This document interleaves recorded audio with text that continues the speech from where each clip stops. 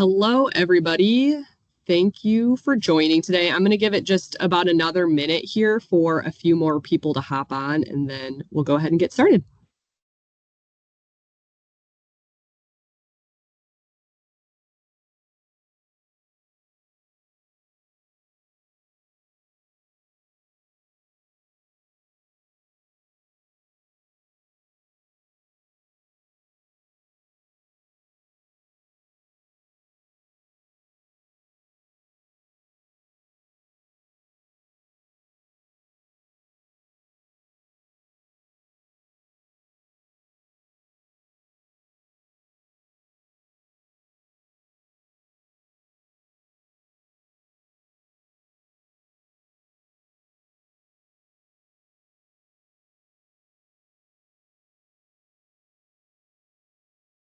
Okay, looks like we have a good number of people on, so we'll go ahead and get started. Again, thanks for jumping on today. We've got some pretty cool stuff to share. I'm excited for you all to get to learn from Shawna.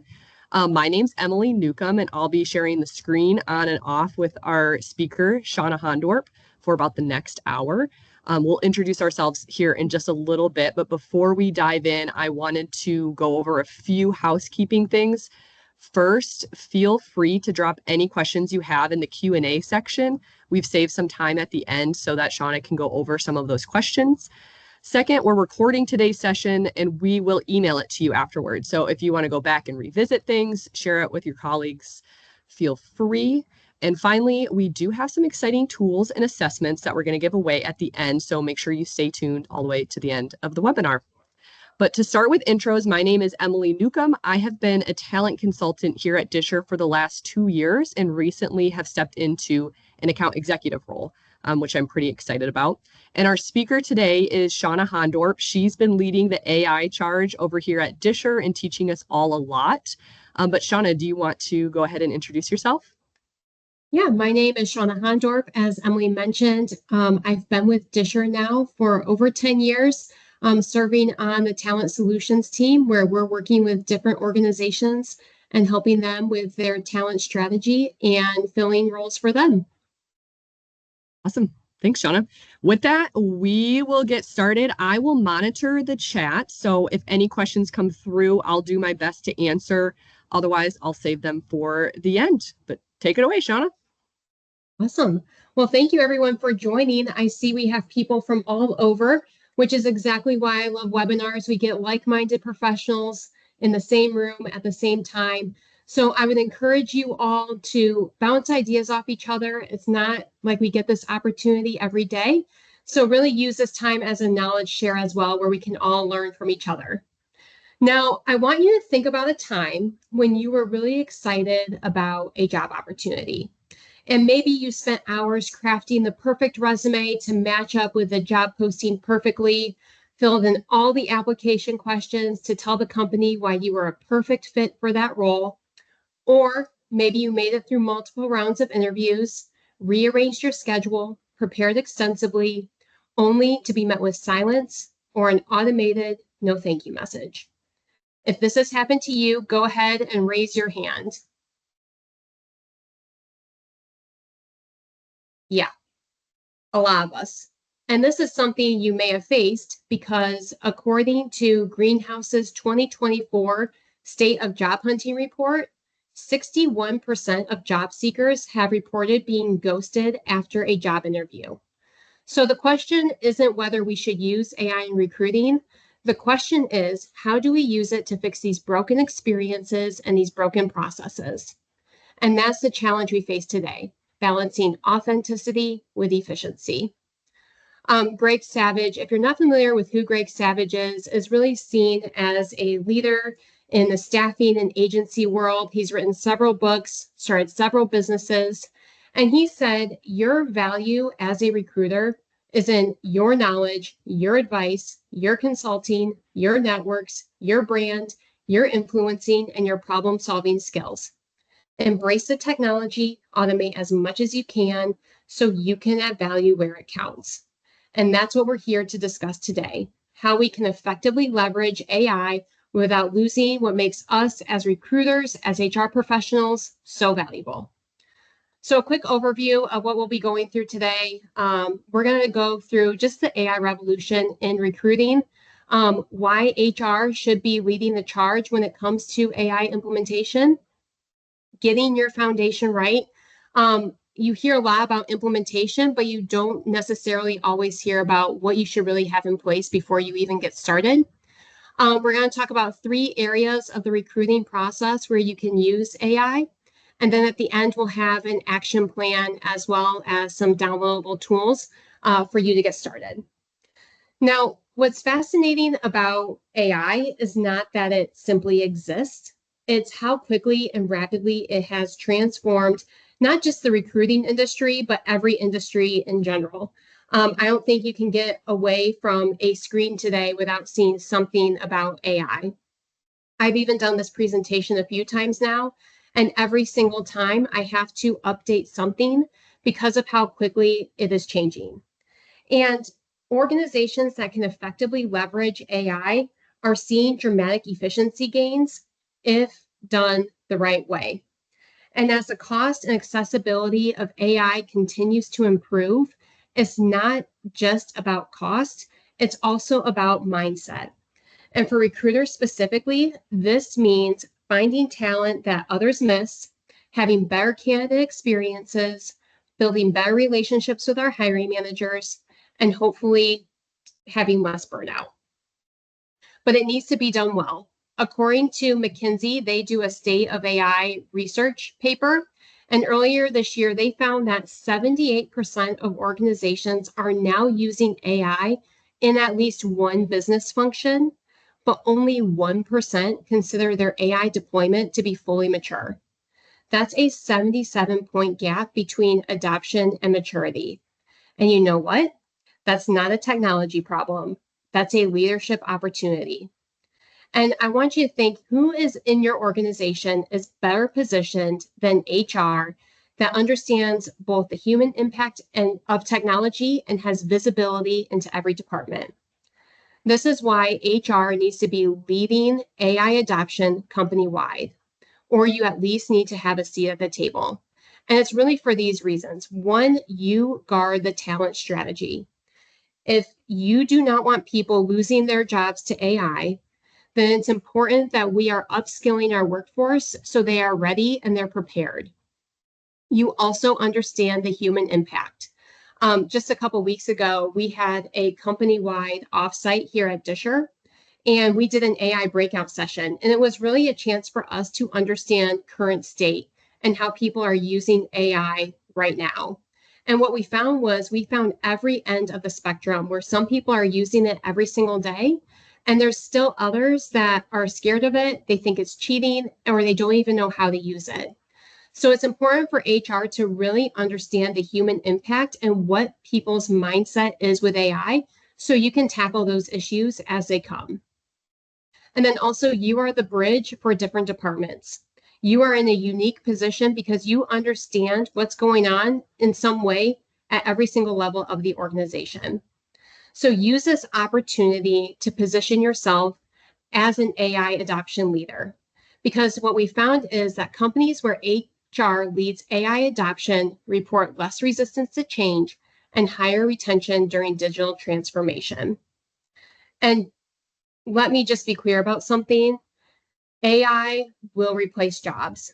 There's a lot of questions we always hear, is AI coming for my job? It will replace jobs in some way. That's what we see with any major technological advancement in human history. Jobs have disappeared. However, new ones will be created. And for recruiters specifically, I think it's really important that we have these 2 skills. 1, the ability to adapt to change quickly, and the ability to learn and figure things out. Employers are increasingly prioritizing these 2 things. A LinkedIn Global Trends report found that 89% of recruiters said the ability to adapt to change is now more important than technical experience. Not saying that technical experience is not important, but we are seeing change happening faster than we've ever seen it. So the ability to adapt quickly is critical. And then Deloitte did some research and they found that companies are placing 3 times more emphasis on learning agility than they did just 3 years ago. So for us as recruiters and as organizations, the organizations that thrive will be the ones that can identify adaptable, quick learning talent, and the recruiters who will thrive will be the ones who can leverage AI to find these people more efficiently while providing a more transparent and human experience. And like I said, earlier we asked the question, have you basically ever been ghosted? And a lot of hands went up. I applied for a job a long time ago, and I received an automated email from my application. And it was one of those ones that you get after you apply. But this one was a little unique. It said, "Thank you for your application. In order for us to provide an inclusive experience where everyone's profile is carefully reviewed, it may take us up to 10 days to respond." And I thought that was really unique because, one, they said that they review every application. And then two, they also said that they would get back to me within 10 days. So the timer starts going in my head. Day 1 goes by, day 2, day 3. We get to day 10, nothing. I checked my junk folder, nothing. I still haven't heard back from them. And going back to the experience that you've had, I think we all have a story that we could share. But I want you to think about, what is your perception of that organization now? Is that a place that you would apply to again? Is that a place that you would tell your family and friends about? The candidate experience is the most important part of the recruiting process. And if you can provide a good candidate experience, it will not only have a ripple effect for you as a recruiter, but for your organization as a whole. Chronify, which is a company based out of the UK, they do a global survey every year. And last year they surveyed over 12,000 candidates globally. And they found that if a person is faced with multiple offers, 70% of candidates would consider the smoothness of the recruiting process to be a key factor when making their decision. Being able to communicate with a candidate throughout the process, being able to give them updates, being able to feel like they're talking to a human is critical in attracting top talent to your organization. So to help us and our team, we established 3 ground rules to help with candidate experience. Rule number 1, every applicant hears back within 7 days of applying. If a candidate is taking time out of their day to apply to a job at your organization, then it's important for you as the recruiter to give them an answer. Rule number 2, every candidate gets feedback after a hiring manager interview, even if they were not chosen, and they're given a reason as to why we are moving in a different direction. They're not getting ghosted, there's going to be closure, and they're going to get a phone call. And then rule number 3, we discuss compensation early and often. There's nothing worse than getting to the end of the interview process only to find that salary expectations have been misaligned the entire time. So we are by no means perfect, but these are the expectations that we have set for ourselves. And to help hold ourselves accountable, we've implemented a candidate experience survey where candidates are able to give us feedback after they reach a hiring manager interview. This feedback has helped us get better and find ways to continuously improve. Now, I would love to hear in the chat, again, people are doing cool things when it comes to candidate experience. Would love to share what you're doing at your organization. And Emily, if you could just call a few things out that you're seeing coming through the chat, that'd be great.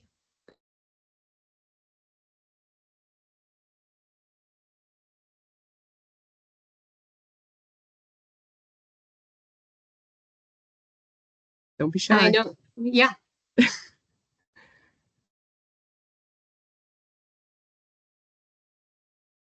Everybody's here to learn what they should be doing. Oh, Melanie says they commit to a 48-hour response time after interviews.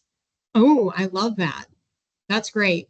And do they tell the candidates that they'll be getting back to them within 48 hours? In the chat. Yep. Yeah, that's awesome. And I think that's the biggest thing that candidates want these days. They just want to be communicated with. And we're seeing a lot across LinkedIn with people just having really bad experiences. So anything you do to make their life a little better is going to be a differentiator, and it's only going to help you and your employer brand. We got Mitch said they do a phone call for personal feedback from the second stage interview onwards. Wow, that's very cool. Awesome. Well, let's start getting into some of the meat of this and really going into AI.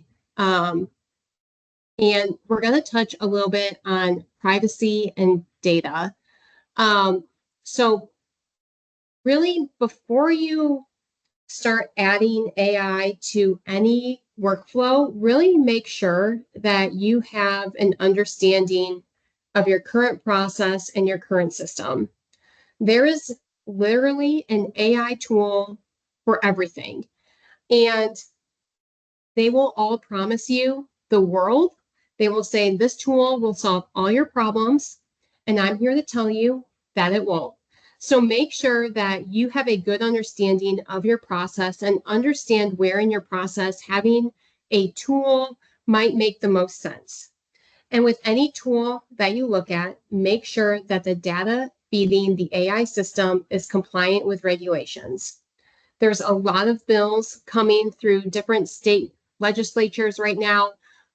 There's been changes at the federal level, and there's going to be constant changes with this. The SHRM website does a great job of maintaining up-to-date information on different states' policy. I'm located in Michigan. Currently, Michigan has not adopted any AI legislation, but keep an eye on it because it's constantly changing. And again, the SHRM website does a great job in terms of keeping an up-to-date database on what's going on with different states. Now, even if you don't have legislation in your state, it's important to create a framework and just general governance around how you will use AI in your organization.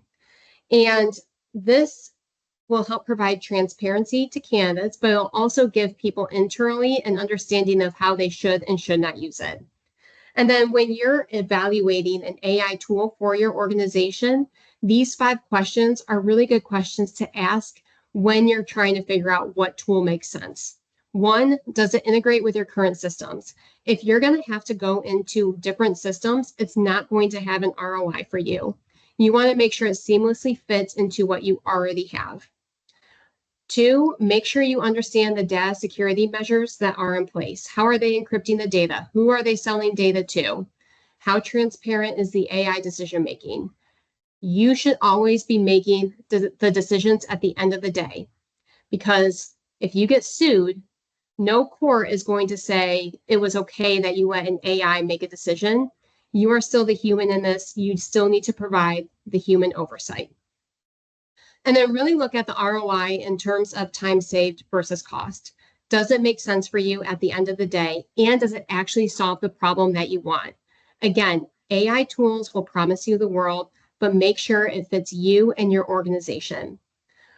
And also make sure too that they give you a trial. Most AI tools will let you demo it, will let you use it in the actual setting that you have. So use that time to really make sure that this is what you need for you and your team. Again, there are so many tools out there. They all promise everything, but make sure it works for you and your organization. And then going into data a little bit. So this is something that not everyone talks about, but it's extremely important to talk about your data and making sure that it's clean. So we've all heard the phrase garbage in, garbage out. And when it comes to AI in recruiting, it's not just garbage in, garbage out. It's garbage in, amplified garbage out at lightning speed, because AI is learning from your data and it's learning from your patterns. So for example, if you have inconsistent formatting, these are just some common issues. If one recruiter enters Detroit, MI, another recruiter enters Detroit, Michigan, and then another recruiter just enters Metro Detroit area, the AI is not thinking that these are just variations of the same location. It's putting it as all different locations. So it's not able to learn any information regarding your hiring practices because it's all different data that's feeding the system. Another issue is incomplete candidate journeys. If you're not consistently tracking why candidates were rejected, or if your archive reasons are all over the place, or what made successful hires work out, how long people stayed in roles, your AI really, again, has no reliable pattern to learn from. And that's all AI is. It's just learning from your data that you already have. And then third, duplicate records. When the same candidate applies multiple times and they have different profiles, your AI can't see the complete picture of their interactions with your organization. So you may have offered a candidate that previously declined an offer. And if you keep reaching out to them, they might start getting annoyed if you're not able to see the same thing, or if that AI tool just keeps recommending that same candidate over and over again. And then here's the big one, siloed data. If your ATS has candidate information, your email has scheduling information, and your calendar has interview schedules, none of them connect, the AI tool will not see a complete picture. AI works best when it can see the complete candidate journey, and this is really important if you do want to see an ROI from the AI implementations that you make. You do not need perfect data to get started, but these are 3 areas that you should really take a look at if you want to start implementing an AI tool. First, standardize your essential data points. Make sure that you're all working with the same type of job titles. For example, if it's software engineer internally, but software developer as you post it, get aligned on what you're going to post it as and what you're going to have internally. Standardize how you enter locations, how you enter salary information, and then also how you enter candidate statuses and the reasons that you archive people. Make sure every recruiter is aligned on what each archive reason means. Second, assign someone to own your data quality. This does not need to be a full-time job. This is just a person that goes in to make sure that everyone's doing the same thing and that the AI can learn from a consistent pattern. And then third, before implementing any AI tool, most good AI platforms will actually help you identify data quality issues. So make sure that you can take advantage of that so that you are aware of some of the data issues that you might have, and then be able to clean those up during implementation. Don't build your AI on messy data. If you want AI to provide an ROI for you, it all starts with data as your foundation and making sure that it's clean. So would love to hear from you. When you think about your current system, your current databases, what's your biggest data consistency challenge? Is it job titles? Is it candidate tracking? Is it duplicate records? Is it something else? Feel free to put in the chat what issues you may be having with your current data. And while we wait for some answers, I know for us on the talent solutions team at Disher, we are working on getting aligned on why we archive people and the reasons. So we have a few reasons as to why we archive them, but even within that, some people are putting different things.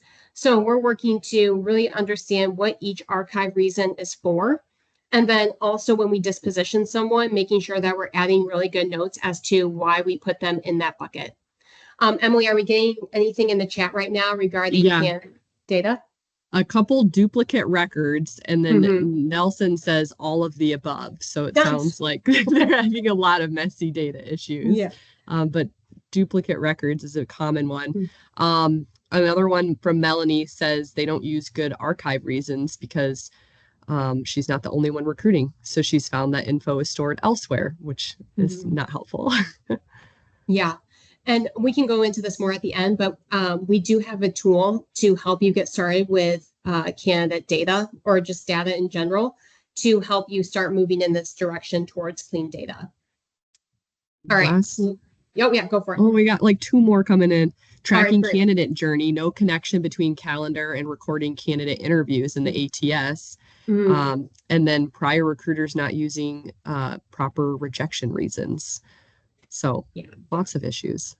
Yeah, lots of opportunities for improvement, but I think we can all use this time because no one likes to work with messy data.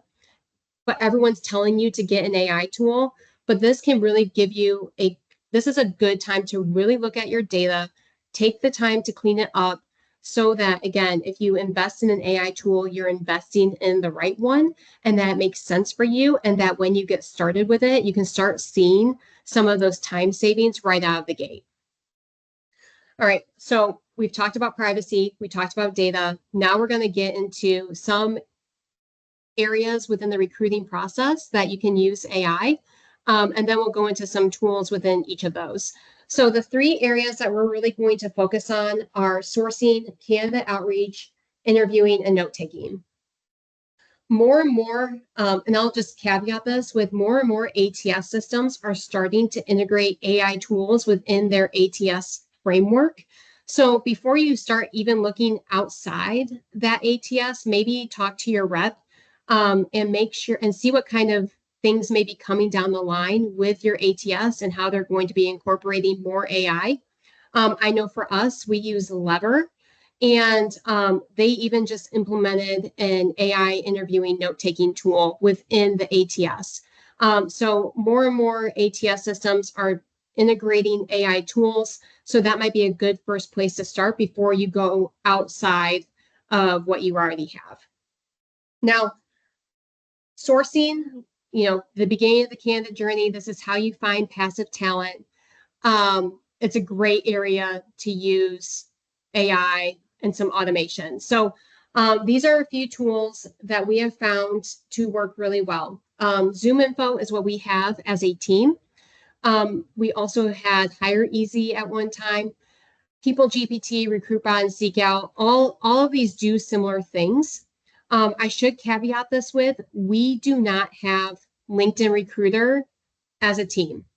We have a premium LinkedIn license, but I'm just really sick of giving LinkedIn more money than we already have. So we have found these tools to work really well, and they integrate with our ATS.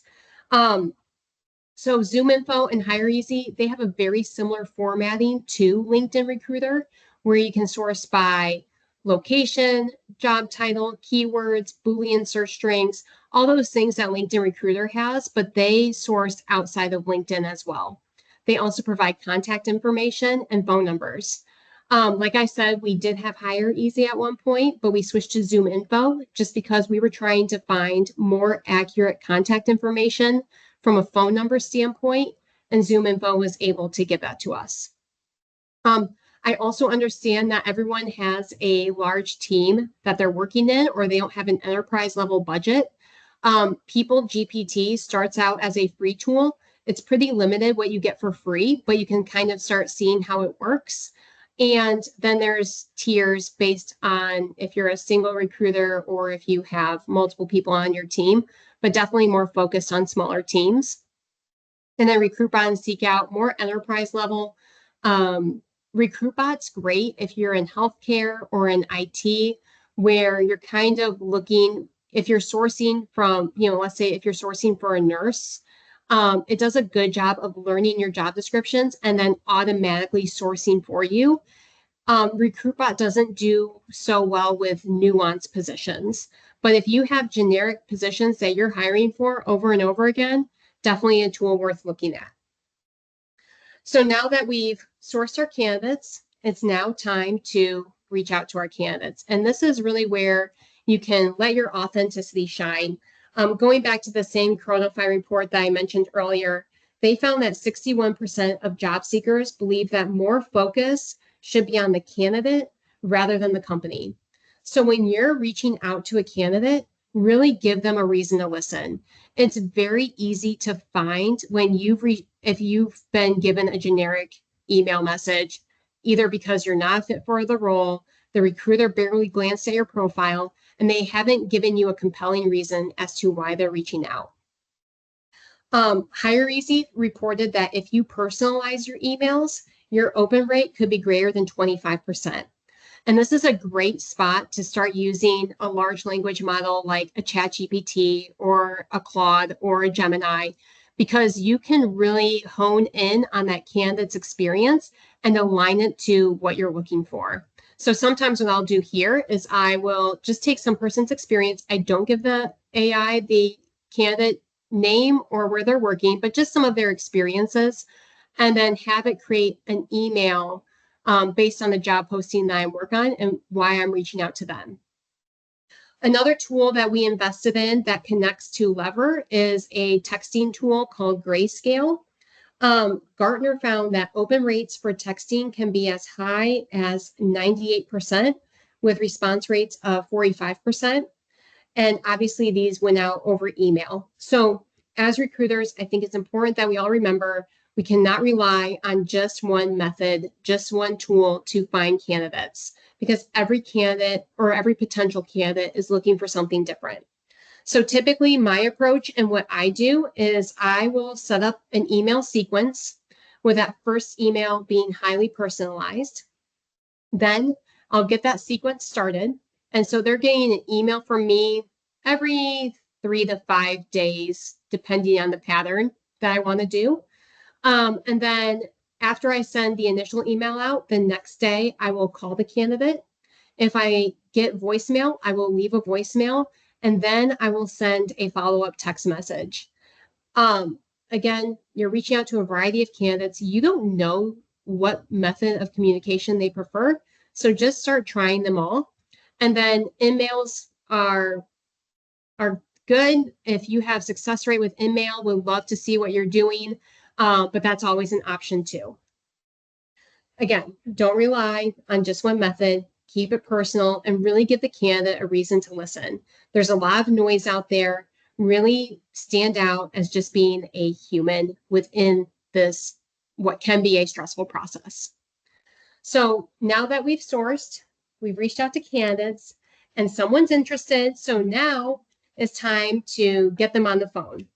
And what's really important to remember here is, again, going back to that same Chronify report, they found that 48% of candidates would be less likely to recommend or engage with an employer in the future if interview scheduling wasn't up to par, and they would not recommend your organization to others. So just because someone's interested doesn't mean you can drop the ball now, and having a seamless scheduling tool is extremely important, just because if there's too much back and forth, the candidate might lose interest. So if you don't have an automated scheduling tool, Calendly is a great tool. It's free and it integrates well with what you may already have from an email platform. Definitely worth looking at. Also look in your ATS tool too to see what scheduling tools they might already have. And then interviewing and note-taking. So once you get them on the phone, this is a great area, especially if you live in a world of high recs, high volume, you're constantly on the phone. It's hard to keep track of everyone. These are some great AI note-taking tools. Ellie.ai and Fireflies.ai. The reason I like those two is because you can use your phone and then the AI tool will take notes for you from a phone call. So you don't need to be on video. There's also, I know Zoom and Microsoft both have these AI companions for interviewing and note-taking. If you are concerned about privacy, Blero and Jamie are both German-based organizations. Germany has some of the strictest privacy standards when it comes to AI. So Blero is a little bit more expensive. Jamie starts out as a free tool, and even with the free tool, it's not training on your data. So it's also a good meeting note-taking tool. And with Jamie specifically, they give you like 10 free meetings a month. So if you even want to start playing around with it, that might be a tool worth looking at because it's not training on your data, even on the free version. And then Higher Logic and MetaView, both really cool tools that help with note-taking and the interview process, but again, might be for more enterprise level organizations. With this step specifically, really make sure that the candidate is okay with it. And if they're not, make sure you are make sure you're transparent about, yep, that's totally fine. This isn't going to impact you in the interview process, because we're still building trust and these steps matter. And if a candidate is not trusting you at this point in the process, then that's going to have a downstream effect for you and they're not going to want to join your organization. So make sure, especially with these tools, one, that you're transparent about if you're using an AI tool for note taking. Make sure you give a candidate the option to opt out and inform them that it will not affect your decision. And then also really have a good understanding of your privacy standards. So if a candidate comes back and asks how they're using this data or how that organization is using the data, that you have a good understanding of what's being recorded, what's being used, and how that data is being used. All right, we've talked about a lot, and you may have noticed that we haven't really gotten into any of the chat GPTs, the Geminis, really the large language models that are so prevalent today. But these are obviously great tools to use throughout the recruiting process. And the important thing with these tools is always think about the prompt. And if you haven't had much luck with AI yet, or if you're still at the beginning stages of playing around with AI, the prompt is an important part of how you tell the AI what to do. So really make sure that you're giving it specific context. Think about your end goal. Prompting requires systems level thinking. So don't just put in a short prompt, be as specific as you can be. And then be clear about what you want and what you don't want. So for example, when I do some of the research for presentations like this, I am very specific about the type of research that I'm looking for. I'm not just telling it to find research based on, XYZ. I'm telling it I want research from an accredited research organization. It needs to have had at least 100 people in the research, and it cannot come from a blog article, because I think that's where a lot of research comes from when you start seeing some things. So just be very clear about what you want and what you don't want, what tone you want it to have. And then also just keep practicing and refining your approach. This is a new way of thinking, and it takes time, and it takes, just some good practice for you to start getting the hang of it. Would love to hear in the chat. Again, this is an area that I think a lot of recruiters are using. AI, would love to hear how you've used it. In the chat, Emily, feel free to shout some things out while we wait for some answers. We've used it to create Boolean and X-ray search strings to help us learn more about our role as well as market conditions. So we'll put in the job posting, we'll put in the organization. Again, this is all on the internet, so it's not like any of this is private, but we'll ask the AI tool to give us recommendations on what's going on in the market with this type of job, what organizations have similar roles, what candidates in these types of roles are looking for if they make a move. So you can use a lot here for market research and just helping you to prepare to work on the position, developing interview questions, creating LinkedIn posts. Emily, where are some things that people are saying? It looks like somebody is using Otter AI to record meetings. Jessica says that she's used it to create Booleans for LinkedIn as well as rewording different emails. So a few different uses. Yeah, awesome.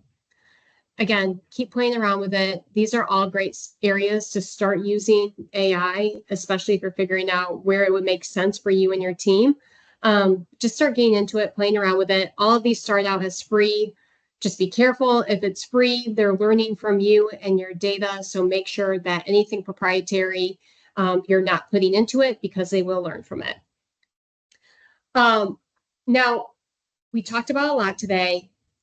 A few things to just take away with you as you leave, and just 3 areas to start. So look at your current process and find areas that AI could potentially help you and your team. Remember, not every tool is necessary. Every tool will promise you the world, but make sure it makes sense for you and your team. Start exploring, start trying one of the AI tools we discussed today, and then start looking at your data and figuring out ways to clean it up.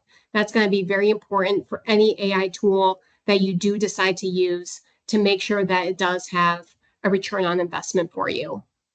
And before we get into some Q&A, these are tools. They're going to both be sent via email tomorrow.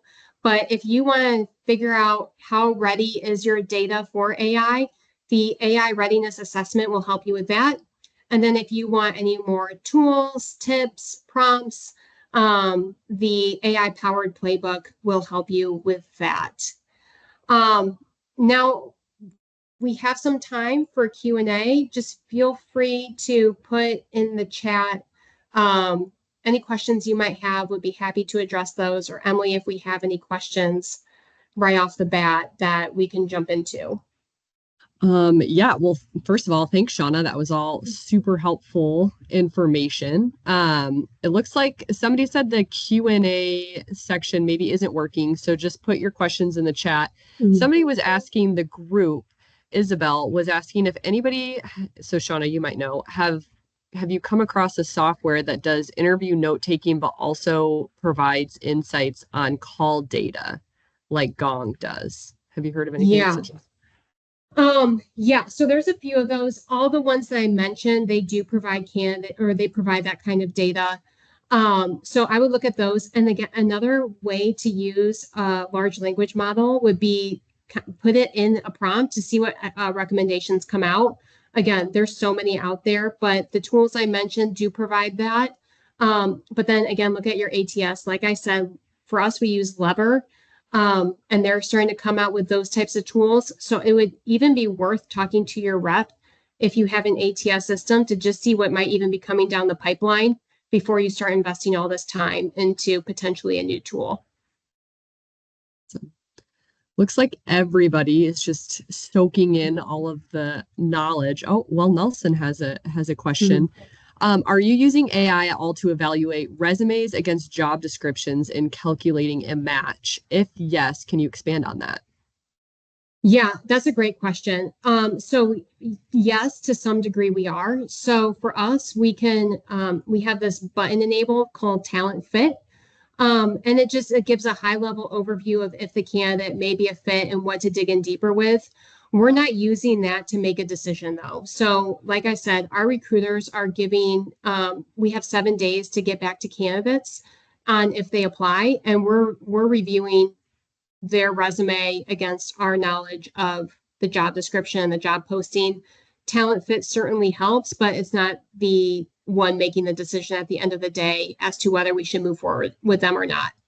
I will be fully transparent though. I mean, we work on pretty technical positions, so it's not like we're getting a huge influx of applications like some of these other organizations are dealing with. If we were dealing with mass amounts of applications, then it might be a different story. If that's the case, then I would potentially recommend one, even just keeping the posting open for 1 day, see what you get, and then taking it down so you're not having to go through massive amounts of applications. Or if you're getting too many applications, it might be worth one, asking for referrals first and then sourcing rather than wasting a lot of time on just a lot of applications, because it's not fair for the candidate either. So think about the candidate experience and what makes sense, and then decide from there what you want to do moving forward. Another one we have, it's kind of a three-part question. Will AI make a Boolean from a job description? And if AI can do that and it pulls in candidates, will on that resume, do you think it can highlight what the fits are so you don't have to control find everything that you want to see skills wise? It depends on the tool. I know some tools, like when we had Hire Easy, we could create a Boolean search string and then it would highlight some of the things we were looking for. Can it do that in an ATS? Probably not. But yes, you can definitely use AI to create a Boolean search string or an X-ray search. If you are not using LinkedIn Recruiter, you want to get around some of those barriers, an X-ray search works out really well, and it can create a Boolean search based on the job description. Check the Boolean search string though, because it can do a really good job, but it can sometimes either get too narrow or too broad. So again, use the human oversight to make sure it makes sense for you and what you're working on. Another question we have, less implementation and technical, more about your thoughts on AI. How do you feel about increasing the number of candidate rejections caused by AI-driven recruitment processes? Yeah, that's a great question. And I think I think a lot of what we're hearing with headlines today is everything's already AI driven, when the reality is that's not always the case. I think most organizations are still figuring out how they're going to even use AI, but the headlines just tell us something different. Um, I think you should always have human oversight. I think every candidate should be given a shot in some way, whether it's a person actually reviewing their resume, or there's more tools actually coming out too, where it's an AI screening tool, but every candidate gets a shot. So there's some nuance with that, because obviously if the AI isn't trained well, it might miss really good candidates. But I think be really careful with who you're rejecting. Don't let AI make the decision for you. But I don't know how many candidate rejections there are based on AI. I think it depends on the organization and their views of AI. A couple weeks ago, we were in an AI seminar, and half of these companies, there were like 6 people, and then 3 of the 6 started using AI and using it really well, and have actually like grown significantly and have increased their headcount because of AI. And then the other half started using AI and then did layoffs and decreased their headcount because of AI. So I think this is a huge piece of your culture and your organization and their views on AI and how they want to use it. Do you just want to use it to drive bottom line results and decrease the amount of headcount? Then you might have more of that type of organization using AI to make those recruitment decisions. Whereas if you're a part of an organization that's really seeing the growth opportunities that you can use AI for, then you might have a different mindset. So look at the culture of the company, look at the organization, make sure it's an organization you want to be a part of.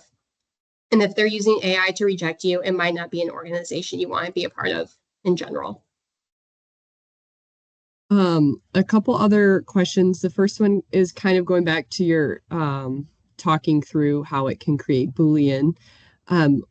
She's wondering, or they're wondering, will AI automatically give us a hint for the skill that they're searching for, like Java? Will AI automatically populate their certifications? Within the Boolean search string, I'm trying.